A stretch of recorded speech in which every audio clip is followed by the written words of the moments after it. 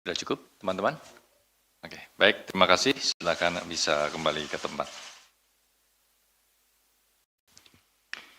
Baik, teman-teman, kita akan lanjutkan bagaimana konstruksi perkara terkait dengan dugaan tindak pidana korupsi, penerimaan hadiah atau janji yang berkaitan dengan izin usaha pertambangan atau IUP di Kalimantan Timur untuk tahun anggaran 2013 sampai dengan 2018. Kepada Bapak Asep Guntur, kami persilahkan. Terima kasih Mas Jubir. Bismillahirrahmanirrahim. Assalamualaikum warahmatullahi wabarakatuh. Selamat siang dan salam sejahtera bagi kita sekalian. Yang saya hormati Mas Jubir, yang saya hormati, saya cintai, saya banggakan rekan-rekan jurnalis yang tidak pernah lelah untuk bersama-sama dengan kami dalam melaksanakan pemberantasan tindak pidana korupsi. Pada siang hari ini akan kami sampaikan konferensi pers terkait dengan penahanan tersangka dugaan tindak pidana korupsi penerimaan hadiah atau janji terkait dengan izin usaha pertambangan IUP di Kalimantan Timur periode tahun 2013 sampai dengan 2018. Bahwa proses perizinan kerap menjadi titik rawan terjadinya penyalahgunaan kewenangan. Modus yang muncul dari proses perizinan ini antara lain adalah suap untuk mempercepat terbitnya izin. Jadi seringkali para pengusaha yang akan menanamkan modalnya untuk berusaha dalam bidang pertambangan itu harus mengeluarkan sejumlah uang ya dalam rangka untuk memperlancar terbitnya izin itu seperti itu. Ini sebetulnya kategorinya ada yang memang karena tempat atau lahan-lahan tersebut tidak pada jalur yang diperbolehkan sehingga terbitlah keinginan dari para pengusaha ini atau oknum ini untuk melakukan sesuatu, ya, memberikan sesuatu kepada penyelenggara supaya berbuat yang melanggar aturan. Gitu ya. Nanti kan ada perbedaannya dengan pemerasan. Pemberian fasilitas kepada pihak tertentu agar mendapatkan izin di luar prosedur sehingga adanya penerbitan izin yang tidak sesuai dengan ketentuan perundang-undangan. Jadi perbedaannya adalah suap yang dilakukan pada perkara ini, izin-izin yang diberikannya itu di luar ketentuan. Sepanjang tahun 2004 sampai dengan 11 Agustus 2025, KPK mencatat tindak pidana korupsi dengan modus suap atau gratifikasi menjadi kasus paling banyak ditangani, yaitu sejumlah 1.068 perkara atau 62% dari jumlah keseluruhan perkara yang sampai saat ini ditangani KPK, yaitu sejumlah 1.709 perkara. Jadi kebanyakan pemberian berupa gratifikasi, suap, dan lain-lain itu mendominasi perkara-perkara tindak pidana korupsi yang ditangani atau yang terjadi di negara kita ini. Kerawanan tindak pidana korupsi berupa suap ini juga kerap terjadi di sektor pertambangan. Ya, pada sektor ini merupakan salah satu sektor vital di Indonesia yang berkontribusi pada devisa negara. Padahal sangat banyak sekali kerugian yang diakibatkan dari kesalahan dalam memberikan perizinan ini, khususnya terkait dengan masalah lingkungan hidup. Karena beberapa lahan tambang juga itu ada di daerah-daerah hutan lindung dan hutan-hutan yang memang tidak diperuntukkan untuk diberikan izin pertambangan.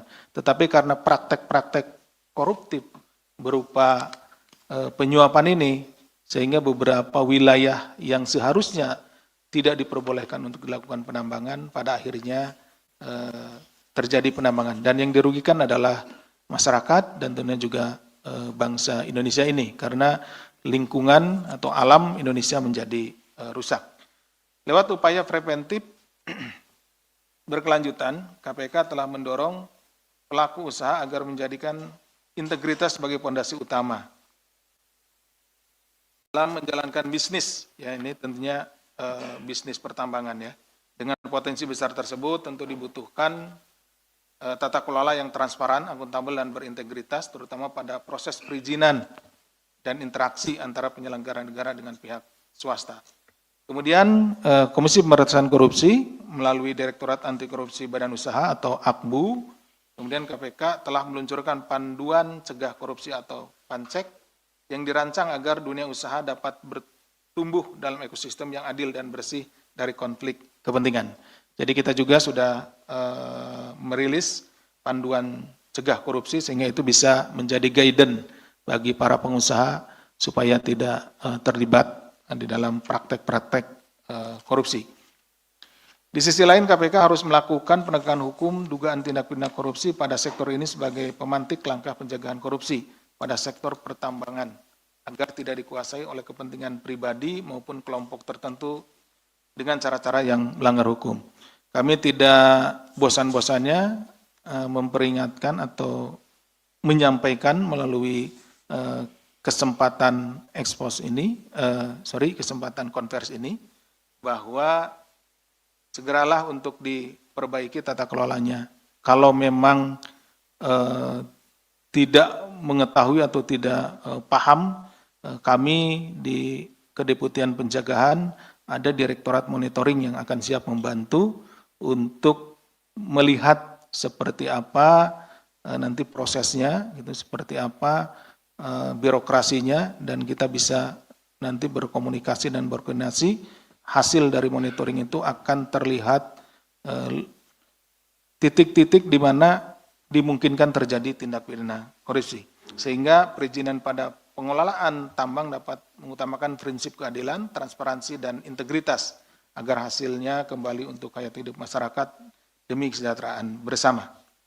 Pada kesempatan ini adalah yang kedua ya, karena sebelumnya sudah kita lakukan penahanan terhadap satu orang tersangka. Jadi dalam perkara dugaan tindak pidana korupsi terkait perizinan usaha di Kalimantan Timur kepada penyelenggara negara periode 2013-2018 telah menetapkan 3 orang tersangka, yaitu Saudara AFI selaku Gubernur Kalimantan Timur, yang bersangkutan sudah meninggal dunia almarhum. Kemudian Saudara DDW selaku Ketua Kadin Kaltim sekaligus anak Saudara AFI yang pada sore hari ini dilakukan penahanan.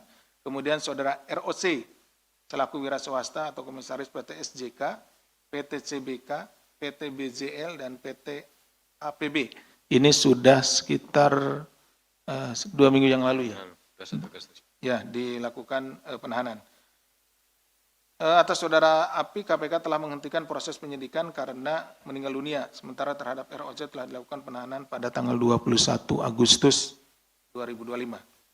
Kemudian pada kesempatan ini KPK kembali menyampaikan terkait upaya paksa penahanan terhadap Saudara DDW selaku Ketua Kadin Kalimantan Timur dan juga anak Saudara AFI. Saudari DDW ditahan untuk 20 hari pertama terhitung sejak tanggal 9 September, Saudari DDW ditahan untuk 20 hari pertama terhitung sejak 9 September sampai dengan 28 September 2025. Penahanan dilakukan di cabang Rumah Tanah Negara kelas 2A Jakarta Timur di Pondok Bambu. Ya. Konstruksi perkara sebagai berikut. Pada bulan Juni 2014 diawali Saudara ROC yang bermaksud mengurus perpanjangan 6 izin usaha. Ya. Jadi ROC ini adalah pengusaha yang akan melakukan eksplorasi pertambangan di Kalimantan Timur, melakukan perpanjangan 6 izin usaha pertambangan kepada pemerintah Provinsi Kalimantan Timur melalui koleganya Saudara IC dan Saudara SUG selaku maklar. Ya.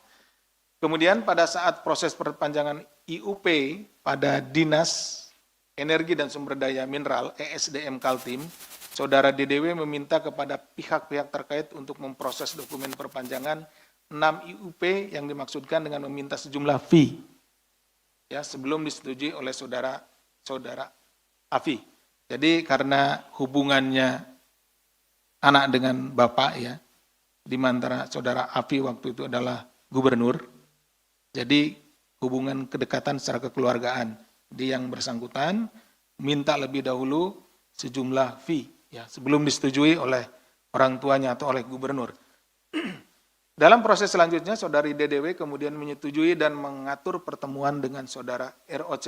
Jadi untuk bertemu dengan pejabat gubernur pada saat itu, orang tua saudara DDW ini yang ngatur ya DDW gitu. ROC kemudian baru dipertemukan yang bertujuan untuk bernegosiasi atas fee dari pengajuan 6 IUP milik ROC.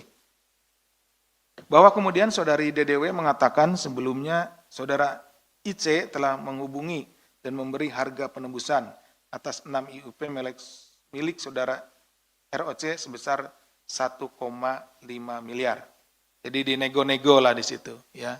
Saudara IC dan saudara SUG ini kan maklar, dia nego lah ke DDW. DDW kan anaknya dari AFI gitu. Nah di sana ditawarkanlah untuk keseluruhan 6 IUP itu 3,5 miliar.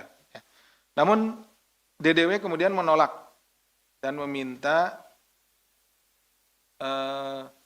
untuk ini dinaikkan ya, dari tadi 1,5 miliar menjadi 3,5 miliar.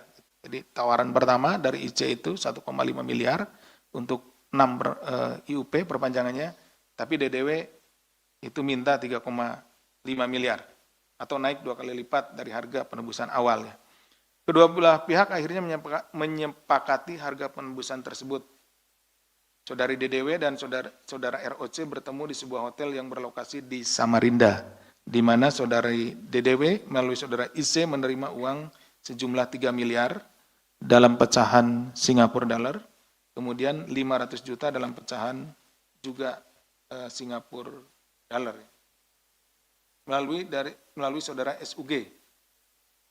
Setelah terjadi transaksi, dimaksud saudara ROC melalui saudara IC menerima dokumen 6 IUP dari saudara DDW yang diantarkan oleh saudara IJ selaku babysitter dari saudara DDW. Jadi untuk penyerahan SK-nya itu di rumah. Jadi diserahkannya oleh babysitternya gitu. Tapi untuk penyerahan uangnya tadi yang 3 miliar dalam pecahan dolar Singapura dan 500 juta rupiah itu di hotel diserahkan. Jadi uang dulu diserahkan, kemudian baru perpanjangan IUP-nya. Bahwa setelah transaksi selesai, saudara DDW kemudian meminta fee tambahan kepada ROC melalui SUG. Namun saudara ROC tidak menanggapi permintaan tambahan tersebut. Jadi maksudnya ingin tambah lagi gitu dari 3,5. Padahal tadi awalnya ditawar 1,5, kemudian tidak mau naik jadi 3,5 gitu seperti itu. Atas perbuatan tersangka DDW dipersangkakan melanggar pasal 12 huruf A atau pasal 12 huruf B atau pasal 11 Undang-Undang Nomor 31 Tahun 1999 sebagaimana telah diubah dengan Undang-Undang Nomor 20 Tahun 2001 tentang perubahan atas Undang-Undang Nomor 31 Tahun 1999 tentang pemberantasan tindak pidana korupsi. Junto pasal 55 ayat 1 ke 1 Kitab Undang-Undang Hukum Pidana. Demikian bisa kami sampaikan. Terima kasih. Kami kembalikan kepada Mas Zubir. Baik, terima kasih Pak Deputi yang telah memaparkan terkait dengan penetapan dan penahanan tersangka DDW terkait dengan dugaan tindak pidana korupsi, penerimaan hadiah atau janji terkait dengan izin usaha pertambangan atau IUP di wilayah Kalimantan Timur untuk tahun anggaran 2013 sampai dengan 2018. Selanjutnya kami akan membuka sesi tanya jawab yang pertama untuk perkara ini. Silakan. Semuanya sudah jelas sepertinya Pak Deputi. Sudah pernah di ini. Perkara ini, Mas Rio. Oh ya. Kayaknya. Silakan, Mas Rio. Rio Antara. Sedikit Pak Asep, untuk kasus ini kan Dayang Dona disebut sebelumnya ditawarkan 1,5 miliar, terus dia menolak dan meminta 3,5 miliar. Ini tuh emang ada harga tersendiri atau ada permintaan dari ayahnya atau seperti apa? Itu yang pertama. Yang kedua, yang kemarin kan soal Rudy Ong, dia kan bilang ada dijebak gitu. Nah itu KPK sudah memeriksa Rudy Ong atau hasilnya seperti apa? Terima kasih. Baik, terima kasih Mas Rio, 2 poin. Ada lagi? Silakan Mas Rizky. Makasih Pak Asep, Mas Budi, izin bertanya. Terkait dari, saya lihat dari konstruksi perkara itu masih ada beberapa pihak yang terlibat dalam perkara ini namun belum ditetapkan tersangka. Itu ada dari Sugeng sebagai makelar dan juga perantara pembantunya itu ada si Iwan. Kemarin kan juga sempat dipanggil, itu datang nggak Mas Budi? Dan hasil pemeriksaan seperti apa? Terus juga saya lihat Kepala Dinas Energi SDM Kaltim itu Amrullah juga nerima uang dari pengondisian IUP ini. Nasib-nasib pihak ini gimana sih? Kapan ditetapkan tersangka baru dan perkara ini? Pengen itu aja, saya kembalikan. Baik, terima kasih Mas Rizky, 2 poin juga. Jadi Mas Rio tadi terkait dengan fee ya, dari 1,5 menjadi 3, seperti apa asal muasalnya dan juga pernyataan dari saudara ROC yang mengatakan dijebak dalam perkara ini, apakah sudah ada pendalaman? Dan Mas Rizky ya terkait dengan Kepala SDM Kaltim dan juga saksi-saksi yang sudah dipanggil. Monggo Pak Deputi. Baik, terima kasih Mas Jubir, Mas Rio, dan Mas Rizky. Ini dari Mas Rio terlebih dahulu, ini terkait dengan uang tadi ya, yang diminta oleh saudara EDW, ditawarkan 1,5, kemudian minta 3,5. Apakah ada harga patokannya gitu ya, patokan harganya, kemudian apakah itu juga atas permintaan dari orang tuanya. Jadi begini, untuk penerbitan surat ini ya, IUP ini, perpanjangan itu tidak ada patokan harganya gitu. Jadi ini adalah pemberian ya suka-suka gitu, minta berapa mintanya seperti itu. Itu makanya penawarannya kan 1,5 miliar, kemudian mintanya 3,5 miliar gitu ya. Yang jelas uang-uang tersebut ini ilegal, artinya tidak ada panduannya atau tidak ada ketentuannya di dalam undang-undang yang masuk ke kas negara. Jadi ini bentuknya adalah, makanya ini bentuknya bentuk suap, penyuapan gitu. Kan seperti itu. Kemudian apakah ini ada permintaan dari ayahnya? Bahkan tadi disebutkan sebelum orang tuanya, yaitu saudara AFI yang waktu itu menjabat selaku gubernur mengetahui atau menyetujui, nah dia sudah nego duluan. Jadi kami juga sedang mendalami ya, apakah ini kejadian pertama ya, atau ini rangkaian kejadian atau sudah biasa terjadi gitu. Kenapa? Ya karena ada negosiasi, kemudian juga belum ke orang tuanya atau Pak Gubernurnya memberikan respon, sudah dinego gitu kan, ada negosiasi. Nah seharusnya kan kalau baru pertama atau ini ya mungkin langsung ke orang tuanya gitu, disampaikan seperti itu, atau langsung ke pejabatnya dulu seperti ini. Tapi ini kan kondisi-kondisi ini seperti yang sudah hal yang memang lumrah gitu. Tapi ini yang sedang kita dalami. Kemudian pada saat konvers ya saudara ROC waktu itu di sini, dan kemudian juga waktu doorstop kalau tidak salah ya, menyatakan yang bersangkutan itu dijebak. Ya kami kemudian sedikit bercerita gitu, sedikit menggali itu ya dari yang bersangkutan, karena kami awalnya berpikir bahwa terkait dengan tindak pidana korupsi gitu. Karena yang domain kita, yang kita tangani ini kan tindak pidana korupsi nih. Tapi ini ternyata lain gitu. Ada hubungannya dengan narkoba dan lainnya, disampaikan seperti itu gitu. Jadi kami anggap ya di luar tindak pidana korupsi, sehingga itu tidak menjadi materi yang kami dalami gitu. Jadi kalau itu memang nanti terkait tindak pidana umum, ya bisa saja yang bersangkutan itu melaporkan nanti melalui kuasa hukumnya dan lain-lainnya seperti itu. Itu ya Mas Rio. Kemudian Mas Rizky, ada beberapa nama termasuk juga saudara SUG, saudara IC, kemudian juga Kadis ESDM-nya yang diduga terlibat di dalam perkara ini dan menerima sesuatu. pertanyaannya kan kapan nih dijadikan tersangka kan gitu kan ya. Nah kita sedang melengkapi nanti kalau sudah kita temukan bukti-bukti, alat bukti yang cukup bahwa dia layak untuk dinaikkan statusnya menjadi tersangka, kita akan naikkan menjadi tersangka. Demikian mungkin Mas Jubir yang bisa. Baik, terima kasih Pak Deputi atas penjelasannya. Kita beralih ke perkara lainnya. Kami persilakan untuk sesi kedua. Mbak Sasya, Mas Yus,